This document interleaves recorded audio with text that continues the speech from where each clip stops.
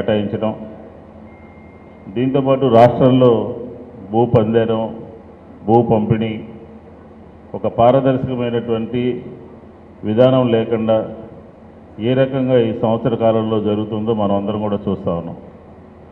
ఈరోజు ఈ round table సమావేశానికి చాలామంది పెద్దలు, ఇందాక రామకృష్ణ గారు చెప్తున్నారు, రైతు సంఘాలకు సంబంధించి ఇతర రకరకాలైనటువంటి ప్రజాహితం కోరుకునేటటువంటి ఆర్గనైజేషన్స్, వ్యక్తులు, సంస్థలు అందరూ కూడా, మహిళలు అందరూ కూడా ఈ కార్యక్రమాల్లో భాగస్వాములు కావడం, వారి అభిప్రాయాల్ని ఈరోజు చెప్పాలి అని చెప్పని ఈ కార్యక్రమానికి వచ్చినటువంటి అందరికీ, ఆర్గనైజ్ చేసినటువంటి సిపిఐ వారికి అందరికీ కూడా ముందుగా ధన్యవాదాలు తెలియజేసుకుంటాం. ఉదాహరణ తీసుకుందాం మనం, లూలు కంపెనీ. ఆ కంపెనీకి విజయవాడకు సంబంధించినటువంటి పాత బస్ స్టాండ్కి సంబంధించినటువంటి ఆర్టీసీ స్థలాల్ని 4 ఎకరాల 15 సెంట్లకు సంబంధించినటువంటి స్థలాల్ని ఆ కంపెనీకి ఎందుకు ఇవ్వాల్సి వచ్చింది అని చెప్పని ఈ సమావేశం ప్రభుత్వాన్ని కోరుతోంది. ముందు వెనక చూడకుండా జనవరి 16వ తారీఖున ఆ కంపెనీ చైర్మన్ వచ్చి చంద్రబాబు నాయుడు గారిని కలిస్తే ఆటోమేటిక్గా ఆ కంపెనీకి సంబంధించినటువంటి ఫైలు ఆగమేఘాల మీద నడిచిందనమాట. కనీసం రిక్వెస్ట్ ప్రపోజల్ కూడా లూలు కంపెనీ నుంచి గవర్నమెంట్కి వెళ్ళలేదు.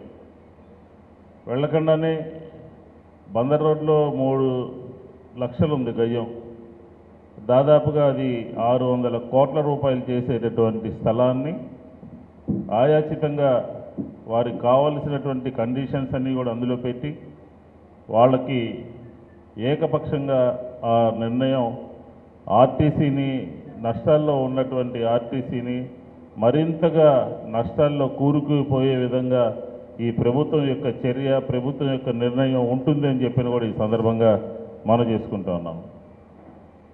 దాంతోపాటు అక్కడ 3 అంతస్తులకు సంబంధించినటువంటి బిల్డింగ్ కట్టుకోవడానికి వాళ్ళు మొత్తం టోటల్గా వాళ్ళు పెట్టేటటువంటి పెట్టుబడి ఎంత అంటే 162 కోట్లు మాత్రమే. 600 కోట్ల రూపాయలు ఖరీదు చేసేటటువంటి స్థలంలో 160 కోట్ల రూపాయలు బిల్డింగ్ కన్స్ట్రక్షన్ చేసి వాళ్ళకు కావాల్సిన విధంగా వాళ్ళు సబ్లీజులకి, లీజులకి ఇచ్చుకోవటం. విజయవాడకి ఒక పేరు ఉంది, వ్యాపార కోడలి అని చెప్పాను. ఎందుకు వచ్చింది ఆ పేరంతా కూడా? బీసెంట్ రోడ్డు కానీ, గవర్నర్పేట కానీ, కాళేశ్వరం మార్కెట్ కానీ, గాంధీనగరం కానీ ఆ చుట్టుపక్కలంతా కూడా వ్యాపార కూడలిగా ఉంటుంది.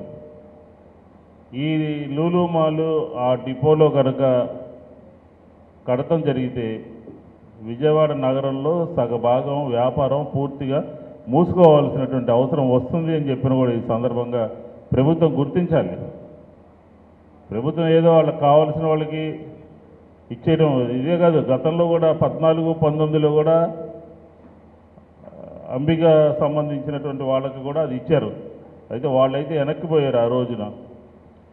ఈరోజు లూలు కంపెనీకి ఇక్కడే కాదు, విశాఖపట్నంలో హార్బర్ పార్క్ ఎదురుకుండా దాదాపుగా 13.4 ఎకరాలని అత్యంత ఖరీదైనటువంటి 100 కోట్లు పైగా ఉంటుంది ఆ భూమి అంతా కూడా, దాన్ని కూడా అడిగిందే తరువుగా ఇచ్చేసేయడం జరిగింది.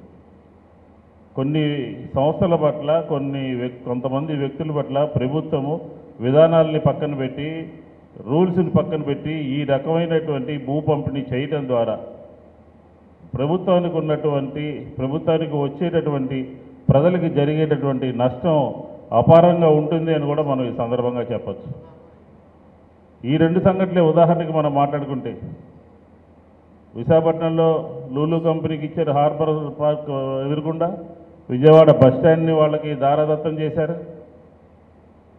ఏదన్నా ఒక ఉద్యోగాలు వస్తాయంటే ఆ మాల్లో వచ్చేటటువంటి ఉద్యోగాలు ఏ రకమైనటువంటి ఉద్యోగాలు, ఏ రకంగా చుట్టుపక్కల ఉన్నటువంటి వ్యాపార ప్రదేశాన్ని అంతా కూడా దెబ్బతీసే విధంగా ఉంటే, మూసేసుకునే విధంగా ఉంటే, ఈ రకమైనటువంటి చర్యల మూలంగా వ్యాపార రంగం విజయవాడలో పూర్తిగా దెబ్బతింటుంది. మీరు అంతగా ఆ సంస్థ మీద ప్రేమ ఉంటే మీరు ఎక్కడెక్కడో ఇస్తున్నారు కదా, దూరంగా, నగరానికి దూరంగా ఇవ్వండి.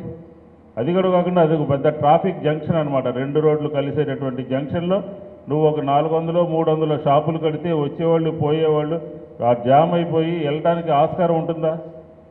ఆర్టీసీకి నష్టం, ప్రజలకు ఇబ్బంది, వ్యాపారస్తులు పూర్తిగా దెబ్బతినిపోయేటటువంటి పరిస్థితి ఉంది.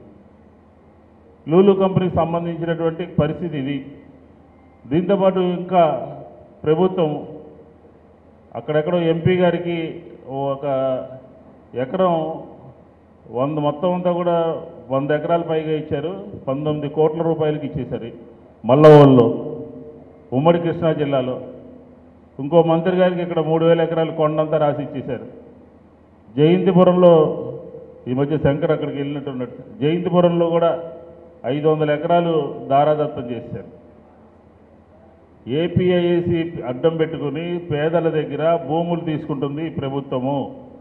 ఎకరం, అరెకరం, 2 ఎకరాలు రాష్ట్రంలో ఉన్నటువంటి వివిధ ప్రాంతాల్లో అందరి దగ్గర నుంచి కూడా కలెక్ట్ చేసుకుని అందరి దగ్గర కూడా తీసుకుని ఒక విధానం లేకుండా, ఒక పద్ధతి లేకుండా ఆంధ్రప్రదేశ్లో సంవత్సర కాలంలో భూ కేటాయింపులు ఎంత ఇప్పటికప్పుడుగా జరిగాయి అంటే ఒకసారి రికార్డు పరిశీలిస్తే లక్షల ఎకరాలు భూదానం చేస్తూ ఉన్నారు.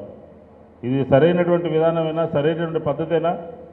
ఒకరికి రూపాయికి ఇస్తారు, ఉర్సా కంపెనీకి అయితే రూపాయికి 99 పైసలకి ఇచ్చేస్తారు. ఇంకొకరికి 1000 రూపాయలకి ఇస్తారు, ఇంకొకరికి 2000కి ఇస్తారు, ఒకరికి 50 లక్షలకి ఇస్తారు. ఒక భూ పంపిణీలో, భూ విధానంలో జీవోని ఫాలో అవ్వట్లేదు. ఉమ్మడి ఆంధ్రప్రదేశ్లో భూ పంపిణీ చేయాలంటే ఏ రకంగా చేయాలి అనేది ఒక అందరూ కూడా ఆఫీసర్స్ అందరూ కూడా పొలిటికల్ పార్టీస్ అన్నీ కూడా కలిసి డిసైడ్ చేసినటువంటి జీవోని ఈ ప్రభుత్వం తొంగలో దొక్కింది, అమలు చేయట్లేదు, దాన్ని పరిశీలించట్లేదు. ప్రతి జిల్లాలోనూ కూడా ఎంఎస్ఎంఈ పార్కుల పేరు మీద దాదాపుగా 5000 ఎకరాలు ఇప్పుడు దారాదత్తం చేయడానికి, వాళ్ళకి కావలసిన వాళ్ళకి, వాళ్ళకి ఇష్టమైనటువంటి వాళ్ళకి ఇచ్చేసుకోవడానికి. పార్కులు డెవలప్ చేయాలి అంటే, ఇండస్ట్రియల్ డెవలప్మెంట్ జరగాలంటే కొంత చేయాల్సినటువంటి అవసరం ఉంటుంది. కానీ మీరు చేసినటువంటి కార్యక్రమాల మూలంగా, మీరు తీసుకున్నటువంటి నిర్ణయాల మూలంగా ఎక్కడైనా ఉద్యోగ అవకాశాలు వచ్చినాయా, పెట్టుబడులు వచ్చినాయా? ఒక వైట్ పేపర్ ప్రకటించండి. ఆంధ్రప్రదేశ్ ప్రజలకి మీరు సమగ్రంగా, సవివరంగా మా విధానం ఇది, మా భూ కేటాయింపుల విధానం ఇది, దీని మూలంగా ఇంతమంది ఉద్యోగాలు వస్తాయని చెప్పండి. అదేమీ లేదు. 100 కోట్ల భూమిని 19 కోట్లకి మల్లవోల్లో ఒక జనసేనకు సంబంధించినటువంటి పార్లమెంట్ సభ్యుడికి ఎందుకు ఇచ్చారు అని చెప్పి అడుగుతా ఉన్నాం. ఇవ్వాల్సినటువంటి అవసరం ఏంటి అని చెప్పి అడుగుతా ఉన్నాం. పవన్ కళ్యాణ్ గారికి సంబంధించినటువంటి మిత్రుడికి 1200 ఎకరాలు వాళ్ళకి కావాల్సినటువంటి కంపెనీకి ఇచ్చేశారు. ఏ రేటు మీద ఇచ్చారో ఎట్లా, జీవోలన్నీ కూడా రహస్యం.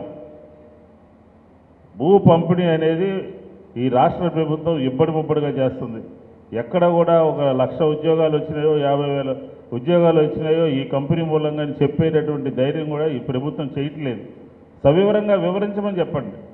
మనం అభివృద్ధికి ఏమి ఆటంకం కలిగించట్లేదు, అభివృద్ధికి ఏమీ వ్యతిరేకం కాదు. కానీ మీరు చేస్తున్నటువంటి విధానం లోపభూయిష్టమైనటువంటి విధానము, మీరు చేస్తున్నటువంటి విధానం ఏకపక్షమైనటువంటి విధానము. ఈరోజు ఆర్టీసీని నష్టాల్లోకి దింపేస్తున్నారు. విశాఖపట్నంలో ఐటీకి సంబంధించినటువంటి భూములు మనం మనం కనుక ఒక ఇదిగా పెడితే విశాఖపట్నంలో భూ కేటాయింపులు ఈ సంవత్సర కాలంలో ఎన్ని వందల ఎకరాలు జరిగినాయో, ఏ ఏ కంపెనీలకు ఇచ్చారో మనకు తెలుస్తుంది. ఉర్సా కంపెనీకి తాడు బంగారం అడ్రస్ డోర్ నెంబరు లేనటువంటి దాన్ని రూపాయికి 99 పైసలకి ఇస్తుంటే ఇంకా ఏం మాట్లాడుకోవాలి? ఈ ప్రభుత్వం యొక్క చర్యల గురించి, ఈ ప్రభుత్వం యొక్క ఆలోచన ఆ రకంగా ఉన్నది అని చెప్తాం. ఏదనంటే ఎదురుదాడి. కాబట్టి ఈరోజు మనం అందరూ కూడా ఒక రౌండ్ టేబుల్ సమావేశమయ్యాం. అందరి అభిప్రాయాలు ఈ భూ పంపిణీ మీద, భూ విధానం మీద, భూ పంజారాల మీద, పారదర్శకంగా చేయకపోవటం లాంటి విధానాల మీద మనం అందరూ కూడా ఇచ్చేస్తూ ఉన్నాం. కాబట్టి ఆంధ్రప్రదేశ్లో కార్పొరేట్ శక్తులు జొరబడేటటువంటి ప్రయత్నం చేస్తూ ఉన్నాయి. అందాకెందుకు ఒక ఉదాహరణ చెప్తాను నేను. జగన్మోహన్ రెడ్డి గారి హయాంలో విజయవాడలో 5,000 మందికి R5 జోన్లో అమరావతిలో సెంటు స్థలం లేఅవుట్ చేసి అందరికీ ఇచ్చారు. ఇల్లు లేనటువంటి వాళ్ళకి ఇల్లు ఇవ్వాలనే ఉద్దేశంతో ఇవ్వడం జరిగింది. ఈ ప్రభుత్వం వచ్చిన వెనువెంటనే మొట్టమొదటి చేసినటువంటి పని అంటే విజయవాడ నగరంలో ఉన్నటువంటి 8,000 మందికి ఆ జీవోను రద్దు చేసేసింది. విజయవాడ నగరంలో ఉన్నటువంటి పేద ప్రజలకి ఇల్లు అమరావతిలో ఇస్తే తట్టుకోలేనటువంటి ప్రభుత్వం ఎక్కడో ఉన్నటువంటి పెట్టుబడిదారులైనటువంటి లూలు కంపెనీకి సంబంధించినటువంటి దాన్ని విజయవాడ నగరంలో 4 ఎకరాల 15 సెంట్లు ఎవరిని అడిగి మీరు దారాదత్తం చేశారు అని చెప్పిన కూడా ఈ సమావేశం అడగాలి అని చెప్పిన కూడా ఈ సందర్భంగా నేను కోరుతా ఉన్నాను. చంద్రబాబు నాయుడు గారు అధికారం రాకముందు ప్రతిపక్షంలో ఉన్నప్పుడు మంచిగా ఉంటాడు, ఏం పెద్ద ఇబ్బంది ఉండదు, మనం ఏదైనా చెప్పినా కూడా అది కరెక్టే అంటాడు. ఒక్కోసారి మనకంటే బాగా మాట్లాడతాడు. అదేమో కానీ అధికారం వస్తేనే పూర్తిగా మారిపోతాడు, ఆ కుర్చీలో కూర్చుంటారు. ఇప్పుడు విజయవాడ నగర నడిబొడ్డున ఆర్టీసీ ప్రాపర్టీ లూలు కంపెనీ కట్టబెట్టాలి అనే ఆలోచన ఈ ప్రభుత్వానికి ఎందుకు వచ్చిందో అది ఇంతవరకు ఎక్కడా వివరణ ఇవ్వలేదు. మరి లూలు కంపెనీ వాళ్ళు మాల్స్ పెడదామంటే మనం ఎవరన్నా వ్యతిరేకమంటే మనకి ఏమి వ్యతిరేకత లేదు, ఎక్కడన్నా పోయి పెట్టుకో, చాలా కంపెనీలు పెట్టుకున్నాయి. నీ దగ్గర ఇప్పుడు 54,000 ఎకరాల భూమి ఉంది వాళ్ళ అమరావతిలో, 54,000 ఎకరాలు. మరి 54,000 ఎకరాల భూమి నీకున్నప్పుడు అక్కడ నీవు ల్యాండ్ ఇస్తానంటే ఎవరు పెద్దగా దాన్ని వ్యతిరేకించే వాళ్ళు కాదు. దానికి ఆనుకొని కూడా ఉంది సిఆర్డిఏ బయట, అది గుంటూరు జిల్లా పొలము, అది కూడా ఫ్రీ ల్యాండ్ ఉంది, ఏది దాంట్లో లేవు, ఖాళీగా ఉంది, అక్కడ ఇవ్వచ్చు. మరి అదేమీ కానీ ఏదో పట్టుదలకు పోయినట్లు నేను ఎవరి మాట వినను ఏకపక్షంగా నువ్వు ఆర్టీసీ ప్రాపర్టీని 100 కోట్ల రూపాయల విలువైన ప్రాపర్టీ 99 సంవత్సరాలు లీజన్ ఇస్తానంట. 99 సంవత్సరాల తర్వాత నీవే బతుకుండవు, మేము బతుకుండాము, ఎవరూ బతుకుండవు. అంటే ఏమి 100% వాళ్ళకి ఉచితంగా రాసేస్తాను. ఏమి ఆ లూలు కంపెనీతో నీకు వాడికి ఎందుకు ఇస్తా ఉన్నావు? విశాఖపట్నంలో ఇస్తా ఉన్నావు. విశాఖపట్నంలో అయితే ఇంకా 13.15 ఎకర్స్ అక్కడ, 13 ఎకరాలు అక్కడ ఇస్తావు, ఇక్కడ 4 ఎకరాలు ఇస్తానంటావు. ఏమంటే వాళ్ళు వస్తే ఏమవుతుంది, మొత్తం షాపులన్నీ బంద్ అయిపోతాయి. విజయవాడలో రీటైల్ మర్చెంట్స్ ఎవరైతే ఉంటారో వాళ్ళంతా బంద్ పెడతారు. కానీ నాకు ఒక ఎంపీ గారు చెప్పారు, ఆయనకి వ్యాపారాలు కూడా ఉన్నాయి సింగపూర్, మలేషియాలో. ఆ ఎంపీ గారు చెప్పింది ఏమంటే మలేషియాలో కూడా లూలు కంపెనీ వాళ్ళ మాల్ బంద్ చేసినారు. వాళ్ళ మాల్ లేదు, అన్ని చోట్ల వాళ్ళు బంద్ చేసుకుంటున్నారు. కారణం ఏమంటే ఆన్లైన్ షాపింగ్ పెరిగిపోయింది. ఆన్లైన్ షాపింగ్ పెరిగిపోవడం వల్ల మాల్కి వచ్చే వాళ్ళు తగ్గిపోతూ ఉన్నారు. కాబట్టి వాళ్ళు గిట్టుబాటు కావడం లేదు, కాబట్టి వాళ్ళు బంద్ చేసుకుంటున్నారు.